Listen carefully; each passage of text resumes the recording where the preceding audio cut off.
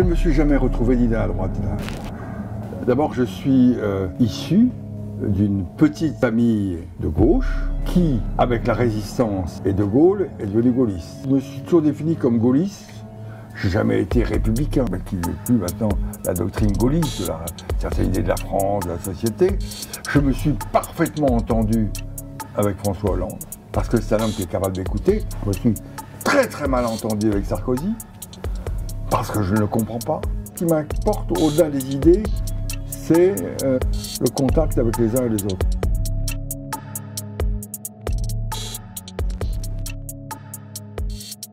Monsieur Debré, c'est votre impression? Ça m'impressionne. Tu mets là? Voilà, à droite. Peut-être une prestigieuse que la nôtre. On est en tout cas extrêmement ravis et honorés de vous recevoir pour cette deuxième promotion de l'École nationale des directeurs de cabinet et du DU manager de cabinet. C'est une grande chance que vous nous faites et on a souhaité que vous puissiez rencontrer nos étudiants avec l'expérience qui est la vôtre. Je vous rappelle, maire d'Évreux, député, président de l'Assemblée nationale, ministre de l'Intérieur de Jacques Chirac, président du Conseil constitutionnel. Vous êtes une figure de la République que tout le monde connaît et je crois pouvoir dire apprécie, et c'est par conséquent un grand honneur d'avoir un parrain de ce parcours et de cette grande chance que la République a apportée. Vous avez par conséquent rencontré et fréquenté un certain nombre de directeurs de cabinet. Que ce soit dans une collectivité, dans une mairie, à Évreux, que ce soit dans les ministères, que ce soit au Conseil constitutionnel. On en a un peu discuté déjà ensemble, mais ce qui nous paraîtrait très intéressant ce matin, et puis après avec un temps d'échange avec l'ensemble de nos étudiants qui, je ne doute pas, auront un certain nombre de questions à vous poser, en ligne ou en présentiel, et bien, cette fonction de directeur de cabinet, comment vous l'avez appréhendée, comment vous l'avez vu peut-être évoluer aussi? Quelle spécificité vous voyez différemment entre une collectivité, un ministère ou une grande institution de la République comme le Conseil constitutionnel? Bref, autant de questions sur lesquelles on a envie de vous écouter.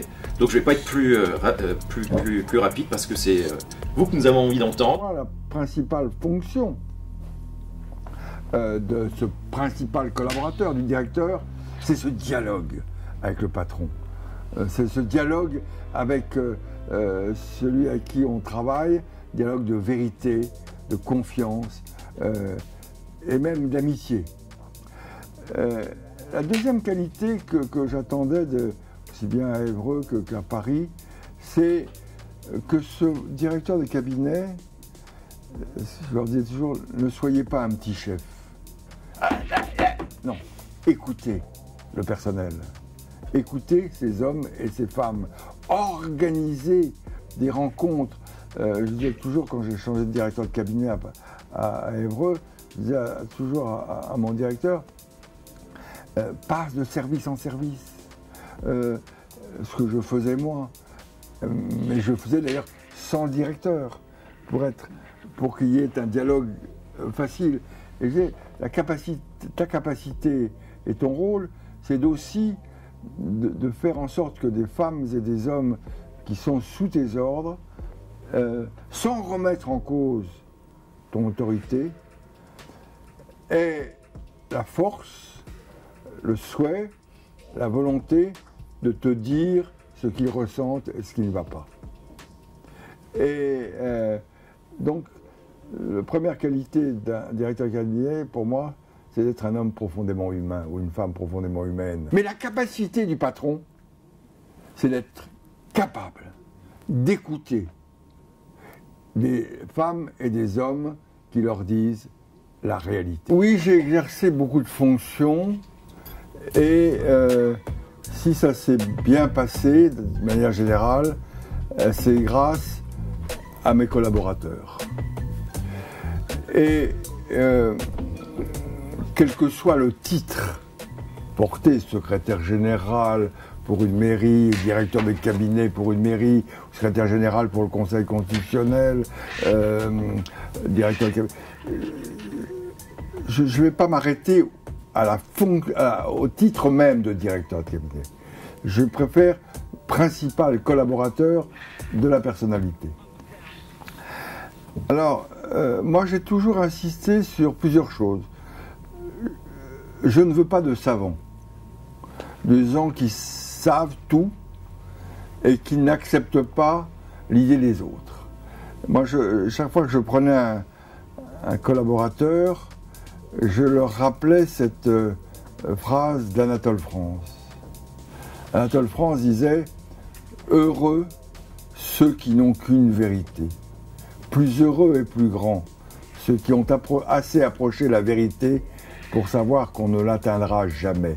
Alors, disait Anatole France, enrichissez-vous de la vérité des autres. » Et je crois que la première qualité d'un directeur de cabinet, d'un secrétaire général, c'est d'avoir la capacité, la volonté d'écouter les autres, d'écouter son administration, mais au-delà de son administration, d'écouter les administrés, de ne pas s'enfermer dans un condition à ce dialogue essentiel pour le patron, c'est que rien, pas une indiscrétion ne sorte de votre conversation. Et pendant les 20 ans où j'ai fréquenté directement ou indirectement Jacques Chirac, rien, jamais, rien n'est sorti à l'extérieur. Et c'est ça la première importance du directeur de cabinet. C'est d'avoir avec son patron un dialogue de vérité. Mais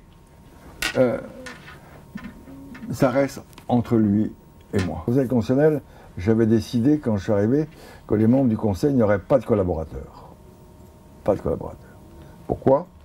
Parce que c'est une juridiction, et dans une juridiction, c'est celui qui est investi de la mission de juger, qui juge et pas de collaborateurs. Alors il y avait un secrétaire général que j'avais choisi, que j'avais fait venir, et là j'avais choisi naturellement un grand juriste, parce que la fonction du Conseil constitutionnel impose, mais c'était un juriste qui est par la suite devenu secrétaire général du gouvernement et qui est maintenant préfet de région,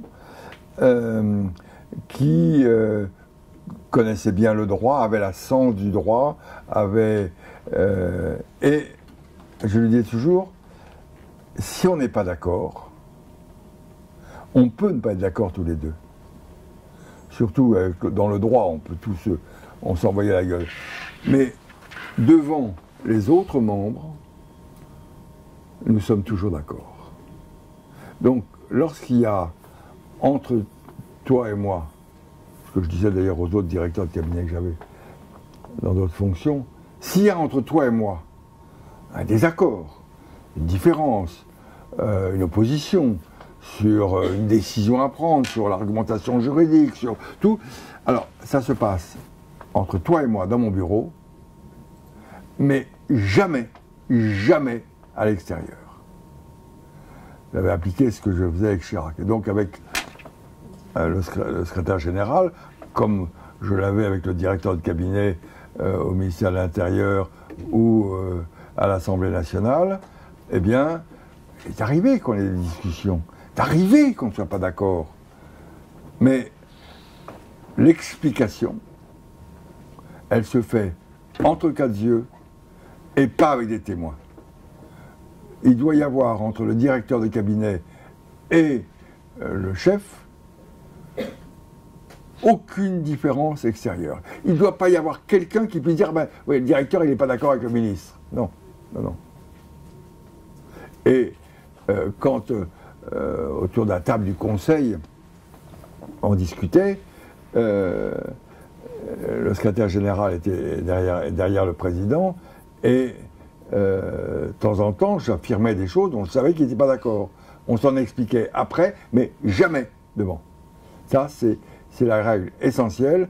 Donc, un directeur qui écoute, qui regarde, qui observe, qui n'est pas enfermé dans sa fonction, qui va au-devant des préoccupations des uns et des autres, pas forcément pour les satisfaire, mais pour être au courant, et un directeur qui est dans un dialogue de vérité avec son employeur, avec le patron, et qui peut avoir et qui doit avoir des appréciations différentes, mais ces appréciations différentes, elles sont échangées entre quatre yeux pour qu'il y ait unité de commandement. Le directeur de cabinet a un rôle essentiel, et qui est un rôle à la fois technique et humain. Et je crois qu'il est important qu'on leur fasse prendre conscience de leur rôle essentiel, qui est la clé de voûte du bon fonctionnement d'un service, d'une administration. Pour moi, le plus important, c'est le côté humain. C'est cette femme et cet homme capables d'entendre, de comprendre tous ceux et celles qui sont sous ses ordres. Alors, la compétence technique, ça dépend de quelle administration, de quel service. Il faut des bons juristes, il faut des gens qui connaissent le droit administratif, mais aussi, si c'est dans certains autres cas, qui soient... Mais, si vous voulez, je ne vais pas vous choquer un peu, mais les compétences, ça s'apprend. L'humain, ça se ressent. Je pense que, et c'est ce que je fais en allant dans les écoles, dans les lycées, dans les collèges, j'ai tout appris de la République. La République, elle m'a beaucoup donné. Et pour le temps qui me reste, c'est à moi de donner à la République et à ceux qui vont servir la République le fruit de mon expérience.